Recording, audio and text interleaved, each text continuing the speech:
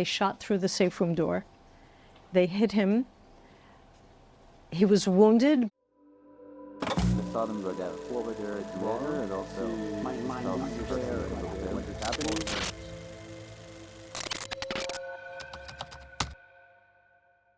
You get to the community center, and what unfolds? So what unfolds is I learn about what happened, what almost happened to my 3 granddaughters. You met up with them at this point? Yeah, that I almost lost them. And I was in a room there with my grandchildren and with other children, so I wasn't hearing a lot of information. It took me hours to find out that 5 people had been murdered here and that 5 people were missing, unaccounted for. At that point, we didn't know, aside from Hannah, they knew she had been kidnapped because there's that picture that I showed you of Hannah and her son Nadav with an armed terrorist next to her, and they sent that picture to her daughter. So they knew that Hannah had been kidnapped. And I saw Yegev's parents, who live in the house just over there. His parents lived there. And they had no idea what had happened to Yegev and his wife Rimon. I saw Tess crying, and I asked somebody, why is she crying? What happened? And they told me that they told me that her husband and her daughter had been murdered in their house. And we heard about... And she witnessed this? She saw it? Sorry? She saw it? No, their house had 2 safe rooms, and she was hiding in one of the safe rooms they had guests over. So they were in one safe room, and Doron and Mor were in the other safe room. Doron and Mor apparently left the safe room to go to where Tess was, and that's when they were shot.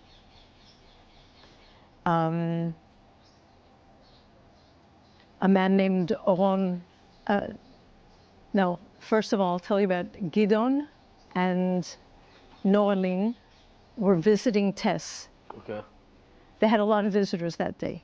Because of all the holidays. The party the day before. Tess is Filipina and Noraline is also Filipina. And Noraline's partner, Gidon, they were from Yehud, and they were down visiting. Tess's other daughter, Shelley, has a room at the western side of the kibbutz, but she wasn't here because she was doing national service. Okay. So Noraline and Gidon were sleeping in her room. When the attack started, Gidon thought that he'd be able to get away in time. He took his suitcase to put it in the car, and he was incinerated by an RPG. You see where the black spot is? Yeah. This is where Gidon tried to put his suitcase in the car and was incinerated that morning. Yeah. This is the house. This is the room where they were sleeping. Jeez. The markings that says Zuka, it means that was the army wrote that on the wall to let other soldiers know that this place has been checked out, is free of explosives and bodies. Wow. And this used to be my son's room when he was in high school. This was your son's room? My son, yeah. When kids here were in high school, they would get their own room. These are his stickers. So this is where Shelley was at the time, Doron's daughter, who was not here that day, and Gidon and Noraline stayed in her house, in her apartment, which is here. So Gidon was incinerated outside. This is the house where Oran was killed. But any house that you see that means that a dead body was removed from here. Noraline was kidnapped from the safe room of that same apartment. And then Oran Al-Fassi, whom I did not know, was visiting his girlfriend who lives here. They were in that corner as well. He was holding down the handle. The terrorists entered. They couldn't open the handle, or maybe didn't even try. They shot through the safe room door. They hit him. He was wounded, but apparently it hit an artery.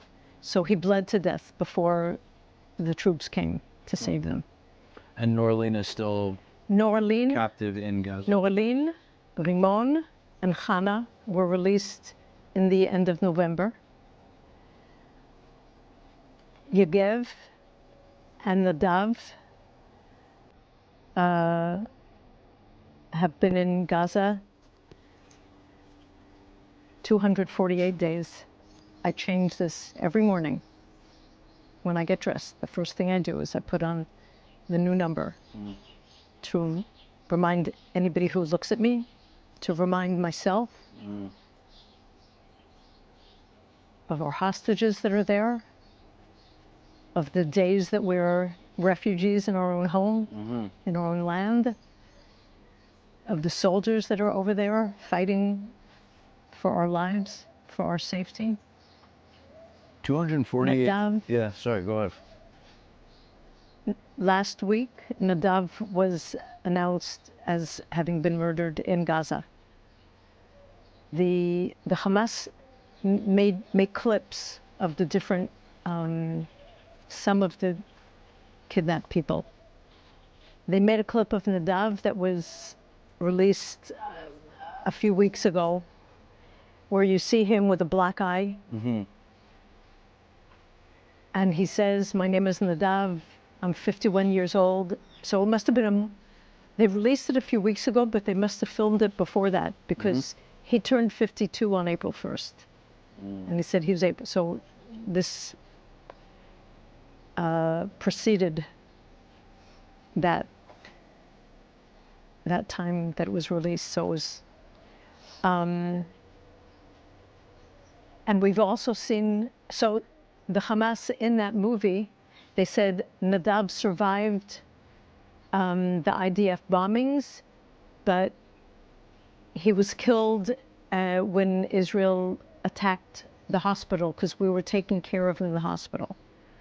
That same week, we saw a clip also about my friend Judy. My friend Judy was from Niros. She was out on a sunrise walk with her husband, as they would do every day. And when the incoming rocket started, in a WhatsApp group with other teachers, we started communicating, and Judy sent a picture of the sky and the fields. So we understood that she was out on this walk. Right. I tried contacting her a little bit later, and there was no response. Tried calling her husband, no response. A few days later, I was in touch with her children, and I told them, I have a picture that Mom sent not long before 7 in the morning. They said, well, send it to us. Maybe it'll help us figure out where they were. So I went back into the WhatsApp group, and I realized it wasn't a picture. It was it was a movie. It was a clip. And in it, you see the sky, and you see birds, and you hear incoming rockets, and the incoming rocket warnings, and shooting, and you hear Judy and Gadi whispering to each other, what's going on, what's happening. A little bit after that, there's a recording that I have where you hear her talking to MADA, to the emergency, health emergency forces, asking them to bring an ambulance. She says, my husband's been shot. I think he's dead. His head is all full of blood. His brains are falling out. I've been hit in the face and the hand.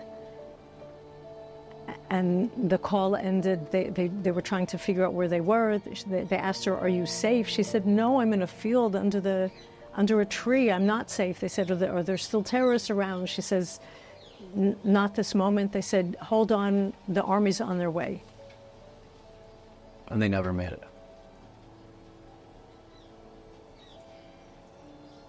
They were announced as missing, and then as having been kidnapped. So on the back of my dog tag, I put Judy and Gadi's names here in hopes that when they bring them back, I'll be able to give it to them. They're not coming back. In December, they were announced as having been murdered on October 7th. The same day, or the same week that we got the clip about Nadav, they released a clip showing a stills picture of Judy before she was kidnapped. Must have gotten it from Facebook or something. Saying that Judy had been alive until a month ago, say March. But she was in the hospital, like they said about Nadav, and was killed by the IDF when they bombed the hospital.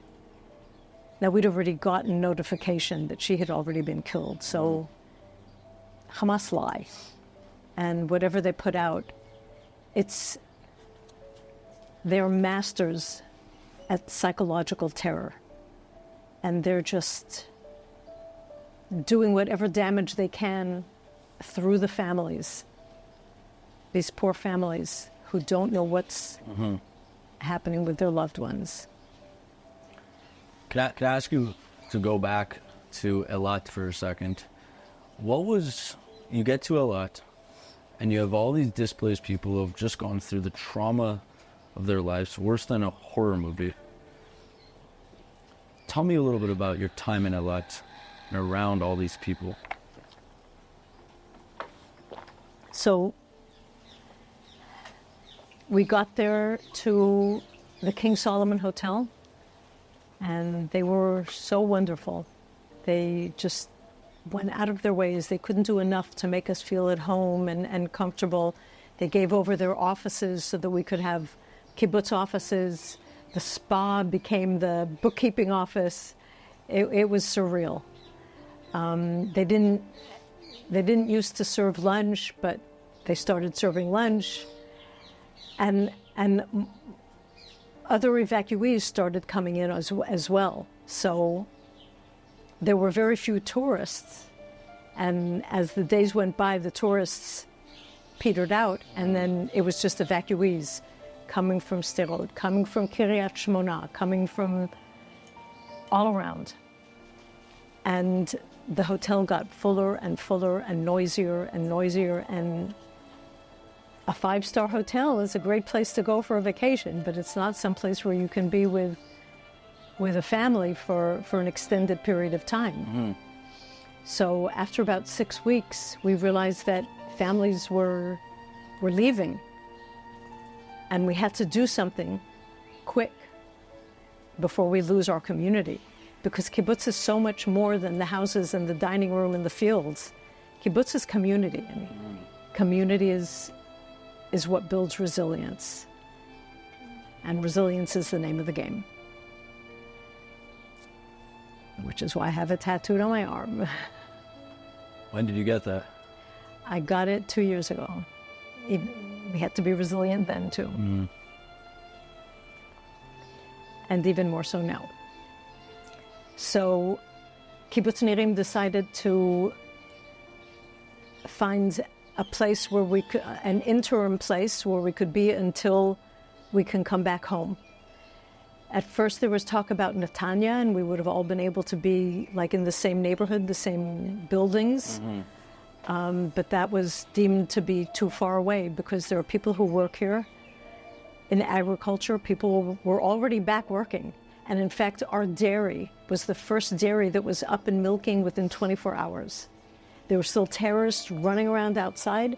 They were back milking the cows. On October 8th. They had to spill the milk. They couldn't, tankers couldn't come in to take the milk, but at least the cows were being taken care of, preserved, protected.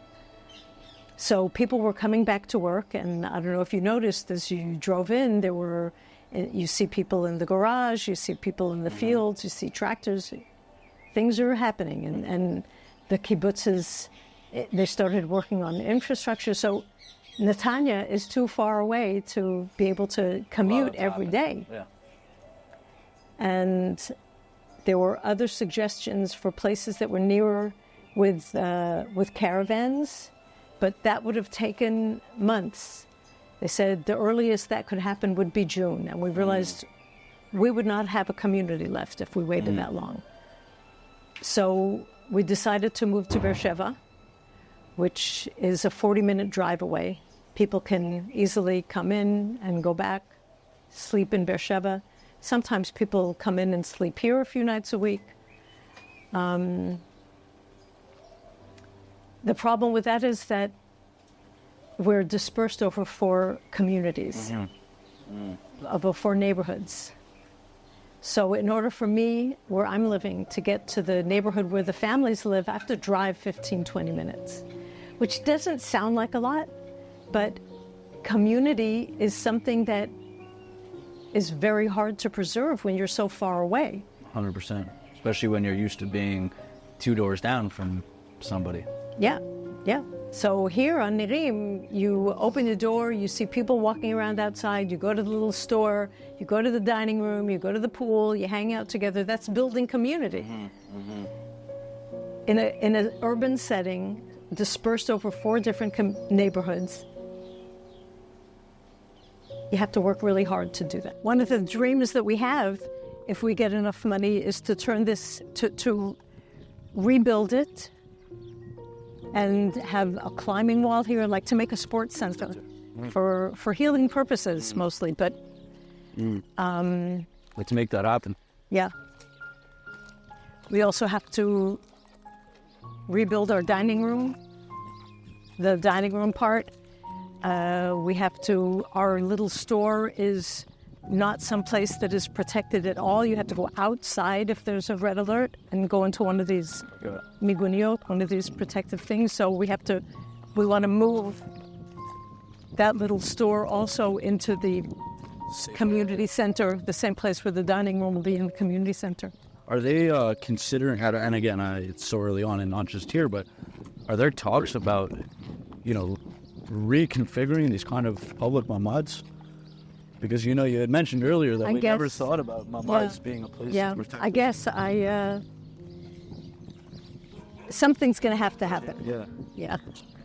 And do you anticipate, people coming back to the kibbutz, to the life that they once knew here at Nirim? So as of today, the majority of people say that they intend to come back to Nirim at some point.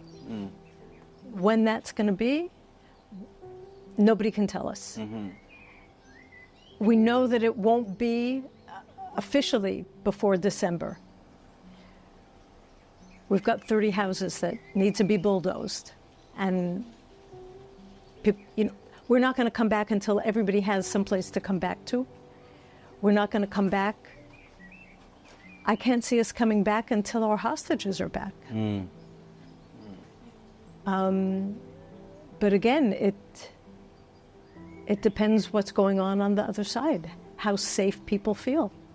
We're going to have to figure out what the new normal is going to be, what we're willing to accept as the new normal.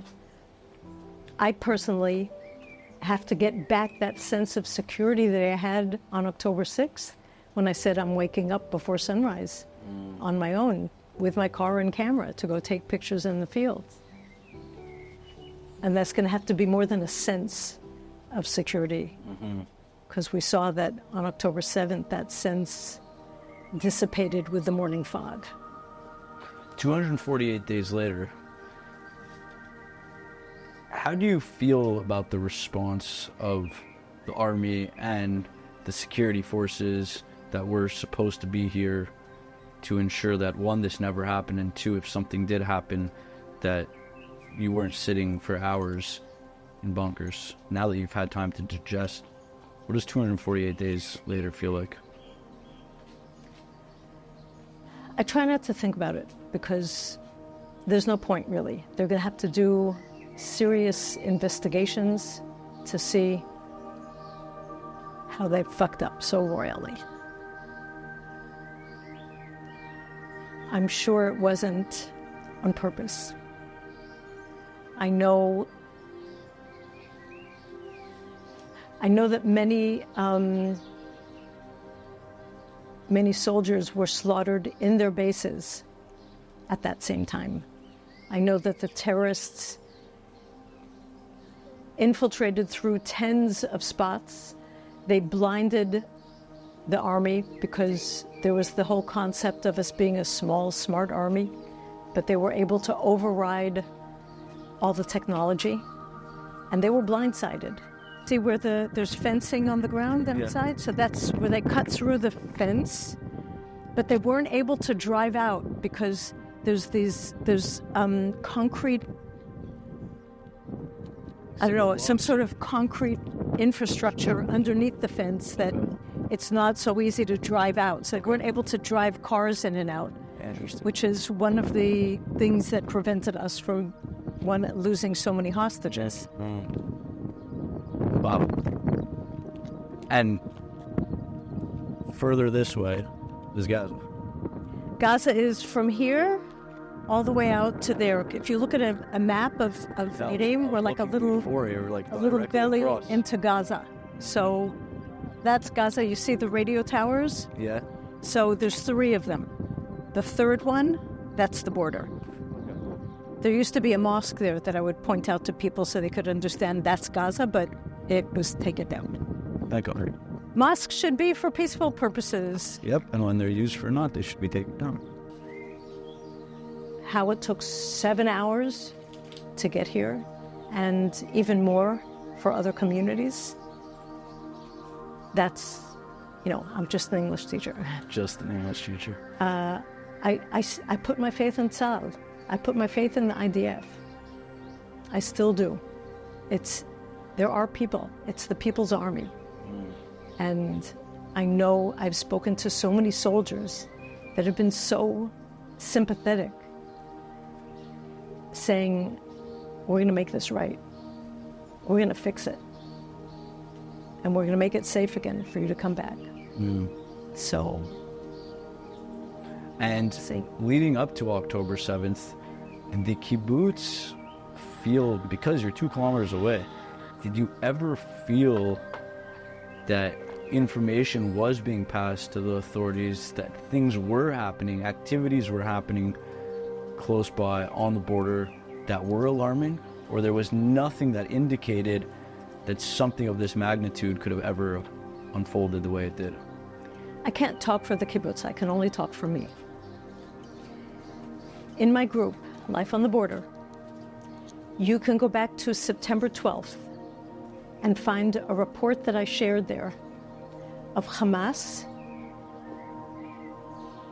practicing, doing maneuvers in Gaza, in an area that is set up to look like a kibbutz, practicing infiltration, practicing kidnapping, practicing killing. I'd forgotten about this. In the first week after October 7th, somebody in the group wrote, you wrote about this on September 12th. You said it was going to happen. I don't know why people didn't listen, why the people that needed to listen didn't listen. It was,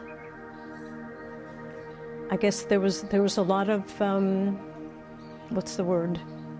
I guess there was a lot of arrogance within the army, within the government, not believing that something like this could actually be happening. There was just a lot of hype, and we've got it. All eyes are on you. You're okay. Yeah. Because many people I've spoken to that I've sat down with, especially on the IDF side, have said that there was a lot of ego between various agencies within the government, so much so that there actually were soldiers and security forces on October 5th and 6th around here, and they were pulled back. And so I wonder, from somebody who lives here, if that is in fact true, how that makes you feel. Have I mentioned that I'm an English teacher? Right. English teacher. I keep forgetting. I'm not in those circles. I could not say. You've traveled to the U.S. a couple times. You have mentioned 3 times to share your story. And Germany once. And Germany. What does it make you feel when you see the blatant misinformation and disinformation about what's happening in Israel? I am flabbergasted. You know, I was there, I was in the States for the White House Correspondents' Dinner. And that was the only time that I actually, without a screen between us, saw protesters as I'm walking into the event. So I filmed them. I've got this big bodyguard trying to get me in quickly. I'm filming them, and I can't believe this. All these people, how can they be so dumb? How can they be so misled? How can the universities, our best and brightest youth, how can they be so totally brainwashed to believe the exact opposite of what is really happening, the exact opposite of the truth, to believe that we're the white colonialists, to believe that we're the bad guys.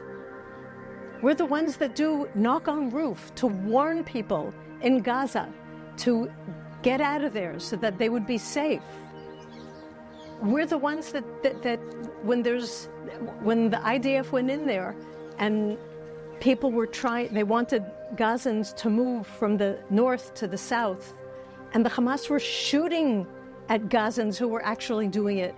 The IDF Created the corridor. Protected the people. They made a safe corridor for the people to be able to get away. How do these people don't understand that? It's just mind-blowing. America, the universities have allowed Qataris and others to buy into their universities, and they're taking them over. And the saying, the West is next, is not just a saying. It is a real and present danger. What is your message to young Jewish people in America, in Canada, in North America, about what's going on, what they're living through by not being here? Non-Jewish? No, Jewish, young Jewish people in North America. Who are feeling the anti-Semitism. Yeah.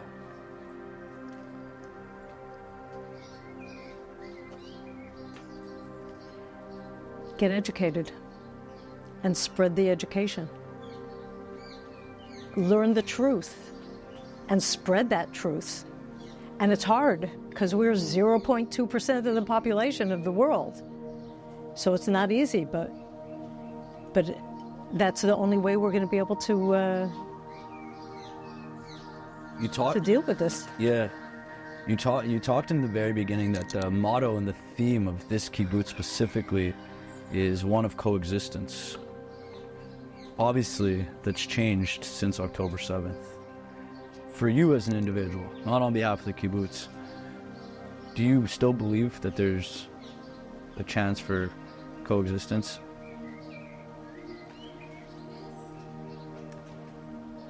The only chance that there is for coexistence is if what happened in Nazi Germany and what happened in Japan after World War II happens in Gaza. Excuse me.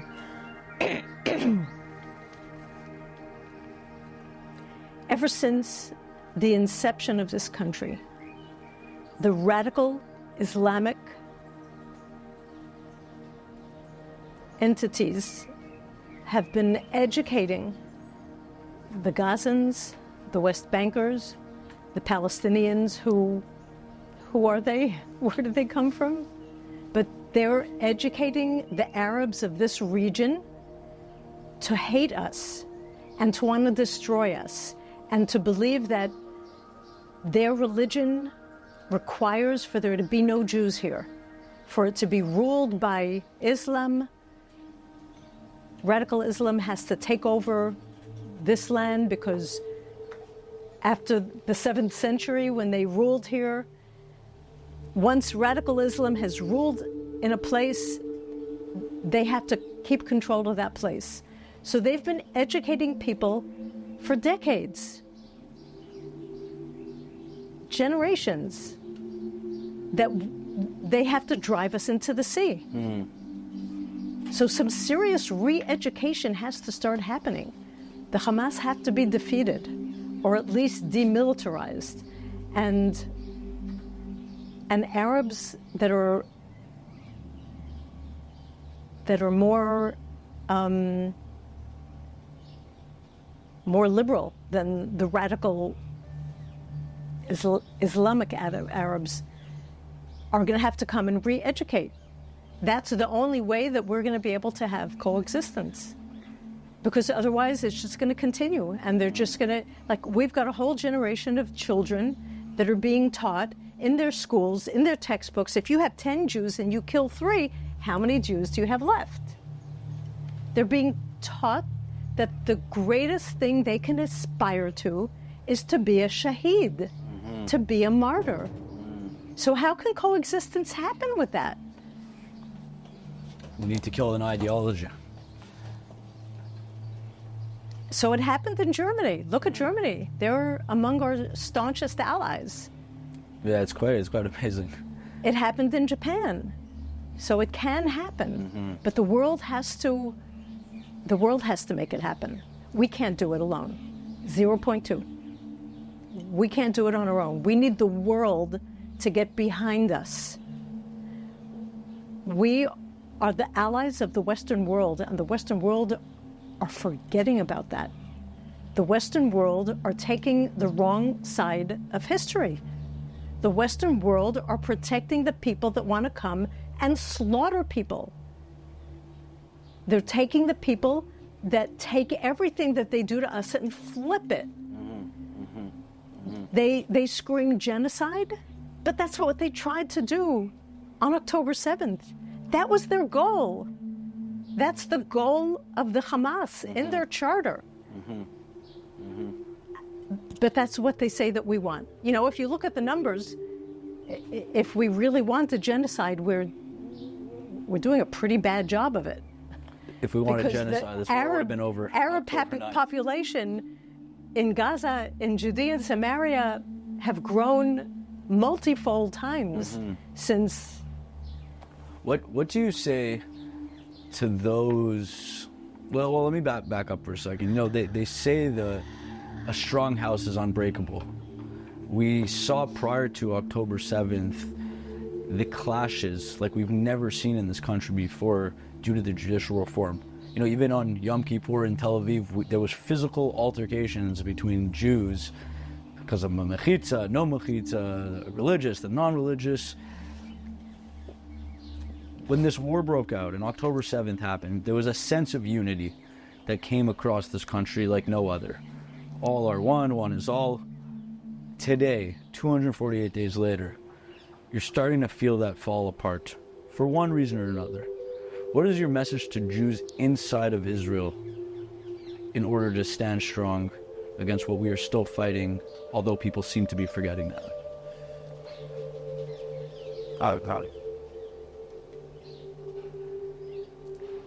We have to learn to be more accepting of each other and understanding of each other. And we all need to do that. And if we don't all do that, it's not going to happen. That means I'm right. It's sad for me to see how united we've come and how quickly it's disappearing. You know, I never went to the big rallies. I went to little ones here in the area. I was against the reforms as they were being suggested and as they were being bulldozed through. But the big rallies scared me. The dissension that I saw that was happening scared me. And I didn't want any part of that.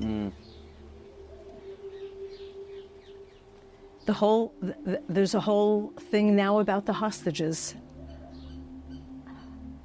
I want to believe that our government is doing everything in its power to get them home.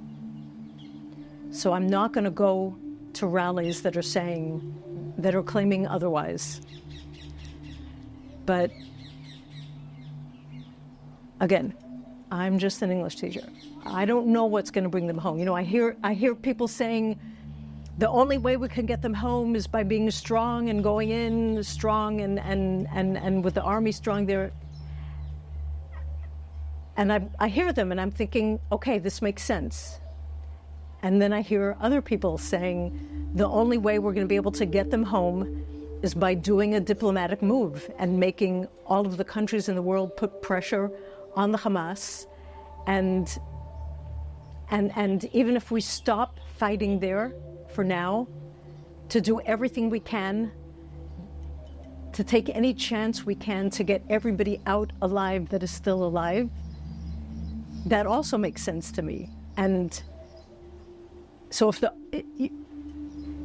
army says we can handle that, we can handle us stopping fighting now, pulling out now, getting the people out, and if there's problems, we're back in there, then fine. Then why aren't we doing it? But can they really do that? Isn't the proof in the pudding from this? Sorry? Isn't the proof in the pudding from this weekend, where we were able to rescue 4 hostages alive, and for 8 months the pressure on the government hasn't seemed to turn a deal into fruition? I don't know. Well, time will tell.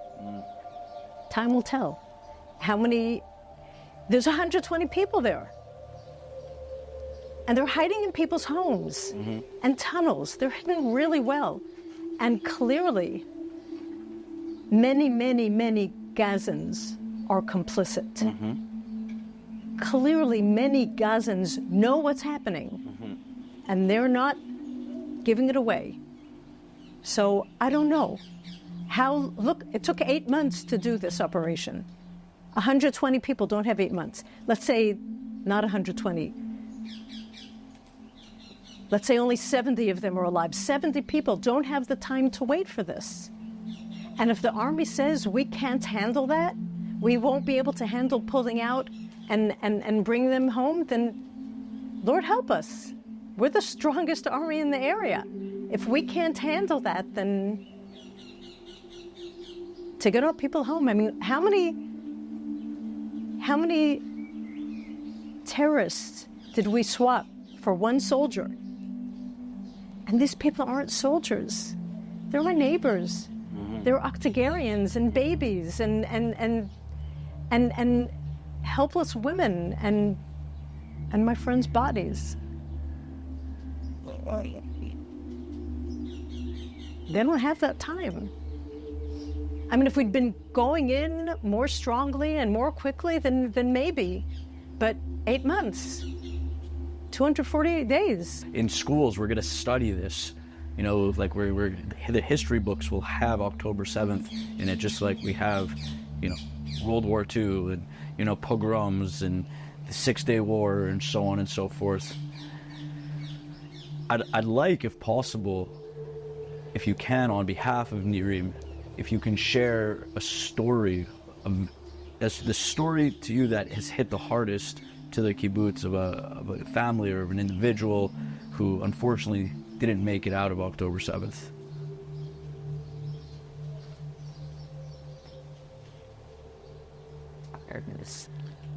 Hannah and Adele. I mean, all the families, all the stories. I think I've told you all the stories. But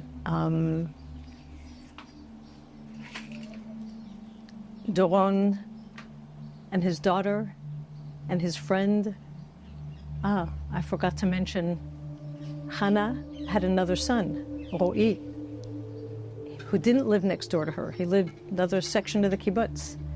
He was outside and he was murdered. So Hannah Perry, originally Popovel, she changed her name, has now lost both of her sons. One of whom maybe we could have saved if we'd been quicker. When she left him in November, he was alive. Outside of Israel and the war that is overtaking your life, what are your individual dreams and hopes? So first of all, I'm working, doing whatever I can to try and raise awareness and raise money for my communities, because we have to rebuild. We have to rebuild bigger and better and stronger and safer than we ever were before, so that young families will agree to come back, so that they'll feel safe enough to bring their children back here. Because if you give up on Nirim, you can give up on Israel.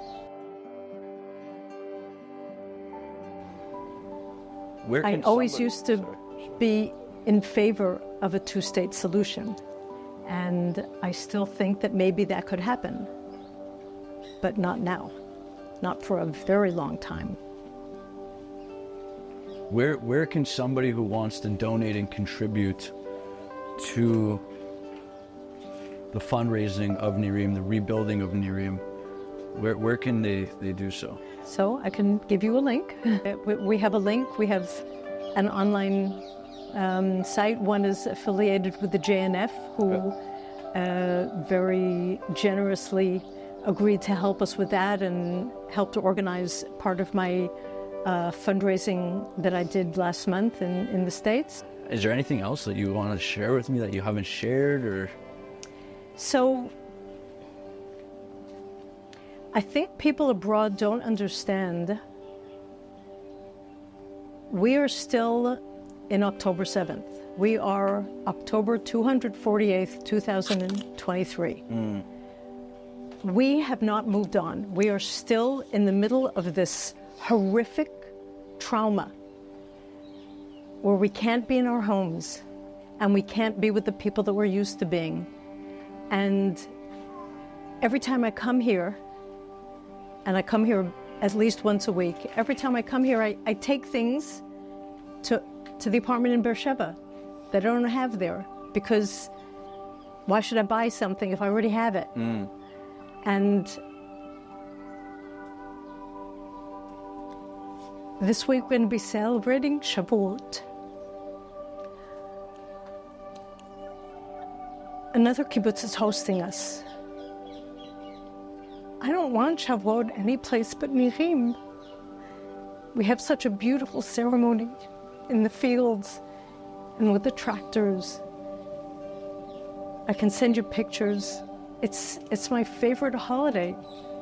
And I love it so much here that if not here, then I don't want it. Are you going to go to this other kibbutz? I'm not, because I have other things going on, but even if I didn't, I wouldn't. Yeah. It would be too painful. I want to be home. I want to be in my kibbutz with my community, celebrating our fruits, the fruits of our labors in our fields with our tractors. When people talk about the connection that Jews have to our ancestral homeland, do you really feel that way? It seems so, I should say, that it feels that way when you're here at Nirim? Absolutely. Between Nirim and Niroz, there is the remains of a synagogue from the Byzantine days. People are always telling Jews to go home, go back to Poland, go. This is home. We're home. We're not going anyplace. I'm mad. People all around the world want to get involved in some way or another. Some are able to do that financially. Some are able to do that volunteer with their time. Somebody or an organization who wants to contribute to the rebuilding of Nirim, how can they do so? Where do they go? Who do they contact? So we have a website, raising funds, and click on the comments. Appreciate it. appreciate you. Thank you for doing this. No, thank you for giving us the time. And again, through all the sadness, God bless you and everybody here. And I have no doubt in 5 years, give me that honor in 5 years to come back, I'll bake you brownies. that this place will be built up again, full of life. The fact that we have the Jewish community abroad, and not only, I met some amazing evangelicals that are very supportive. The fact that we have this support outside of Israel gives us strength, gives us inspiration, and helps us believe even in those dark moments when we're maybe feeling kind of hopeless, because we're all allowed our pity parties every so often, but it gives me strength. So thank you all for doing this.